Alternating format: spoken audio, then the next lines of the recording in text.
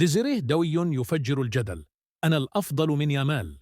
في خضم الصراع المتصاعد بين نجوم الجيل الجديد في كرة القدم العالمية، برز اسم ديزيريه دوي نجم باريس سان جيرمان كأحد ألمع المواهب الصاعدة إلى جانب لامين يامال الجوهرة الإسبانية في صفوف برشلونة.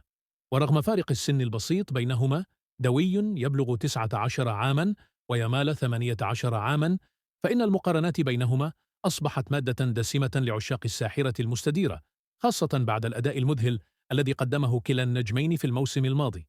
لكن المفاجأة جاءت من دوي نفسه، عندما ظهر في مقطع فيديو انتشر بسرعة على مواقع التواصل وهو يتحدث بود مع بعض المشجعين.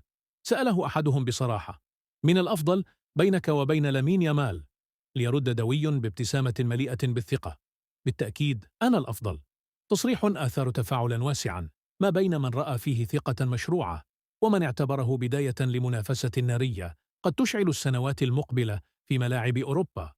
فهل نشهد صراعا جديدا في سماء الكرة العالمية؟